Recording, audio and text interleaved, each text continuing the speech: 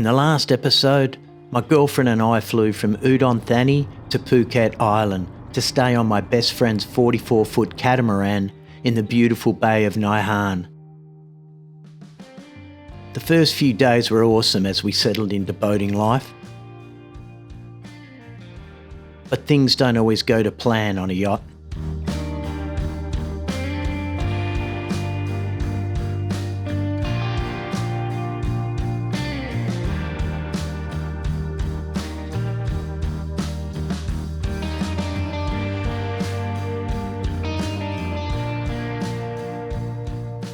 We have just come off the boat because someone is very, very, very seasick, and I think she feels worse now that we're on shore here, but we'll give her 10 minutes. But yeah, we're gonna go and venture and look for some food, and take Patchy off the boat for a while because she has not been well the last 2 days. Seasickness is one of those things people don't talk about until it happens to them.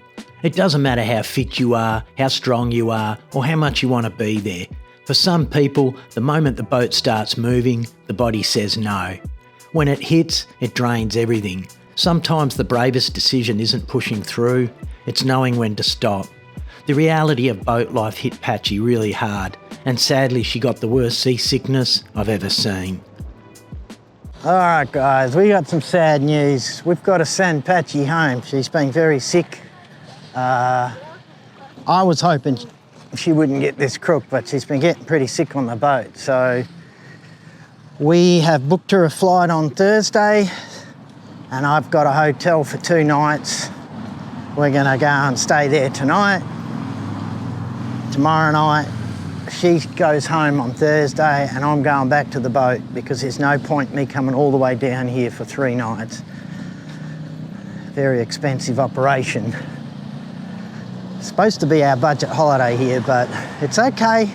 You have these problems, but what I won't do is make her endure seasickness because I've had it before and it's not pleasant. And I wouldn't wish it upon anyone actually. It's really, really nasty.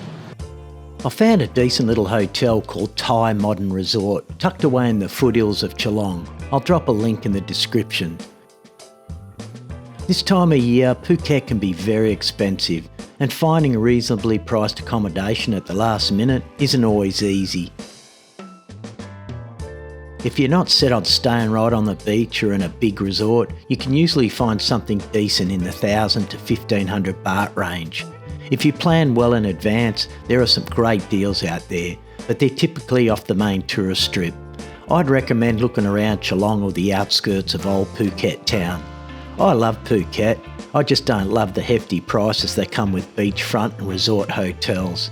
And it's not just the rooms, food, alcohol and taxis can all add up pretty quickly. Alright guys, I'm doing a little hotel reveal, and this is it. Very big for a hotel. There's beautiful Patchy, she's out of here. Hi darling. She's getting ready to leave. She's going to get on a flight up north.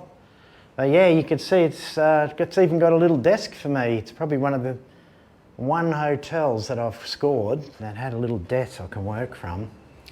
And I'm taking advantage of the space and the uploads because I'm up on the yacht and he doesn't have any internet. He used to have Starlink on there, but he doesn't now. So I did a couple of really big uploads, so I think I'm set for the next week or 2. All right, darling, give me a cuddle, give me a kiss. Okay, na. I spent the past 4 months glued to my girlfriend's side in Vietnam and northern Thailand. 24/7, same meals, same plans, same dream, and then in the blink of an eye, they're gone. We were supposed to do this whole trip together. That was the deal. But watching that taxi pull away, I realised the plan didn't matter anymore. I was suddenly solo again. Just me, the boys, and a whole lot of ocean. It's funny how quickly freedom can start to feel a lot like loneliness. Life on a boat is not for everyone, nor is Thailand or Southeast Asia. But for those who have an adventurous and rebellious spirit, the world is waiting for you. It's not easy taking that first step, but when you do, you'll finally be free. Alright, the good thing about the mod cons of these boats is I'm going to cook some spaghetti for lunch today. Absolutely famished. We went out on the drinks last night.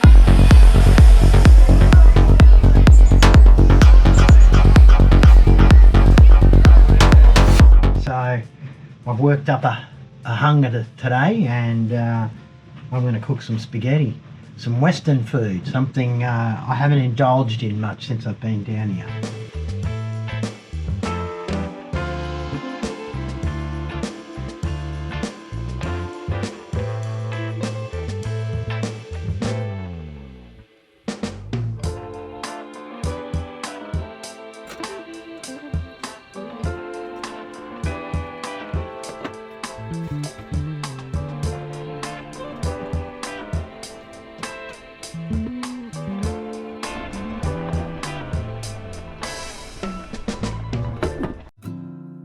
Before Phuket was beaches and resorts, it was trade.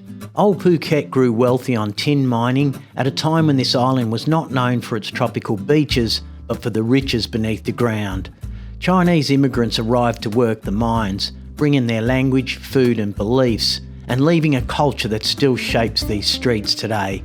The architecture tells the story, Sino-Portuguese buildings built for merchants, not tourists. This part of the island moves to a slower rhythm. While the coast chases tourists, old Phuket stays grounded. Walk these streets and you're not just chasing postcards, you're stepping through history. And looking at these buildings, I realised something. This island was built by people who left everything behind to chase a new life. They were the original nomads. They didn't have a safety net, they just had the guts to go. And really, we're just following in their footsteps. Hey guys, what's up? I hope you're all doing very well and planning your retirement soon. Well, as you can see, I'm back up here in northern Thailand with this beautiful girl, and no, she didn't run off with the kitchen sink, and we're both glad to be back together again.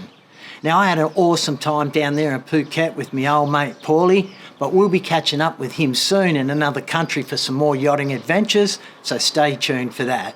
Now, the big question is, what did I think of Phuket, and could we retire down there? I love Phuket. It's a beautiful place. But let's be honest, it's starting to feel a lot like Bali. In my opinion, it's become seriously saturated. And with saturation comes two things: questionable behaviour and sky-high prices. As a retiree, you'll find the cost of living in Phuket can easily be double what you'd pay in a more typical area of Thailand. Of course, I can't compare northern Thailand to Phuket's pristine beaches, but personally, I grew up around some of the nicest beaches in the world back in Australia, so I don't feel like I'd be missing out by not living there full time. My plan, head down every March when flights and accommodation are practically half. That said, I've met plenty of expats living there who are genuinely happy and content. Retirement isn't just about finding the cheapest beer, it's about finding the place where you truly feel free. For me right now, that's northern Thailand. Let me know in the comments, guys. What's been your experience in Phuket? Would you retire there or somewhere else in Thailand? Thank you so much for tuning in, guys. Heartfelt thanks for all our new subscribers and everyone watching the first part of the series. If you missed it, hang around to the end and click the link. Otherwise, hit the subscribe button and let's go see what trouble we can find on our next adventure. I'm heading to another country next week and I hope you can join me. I'll see you later, guys.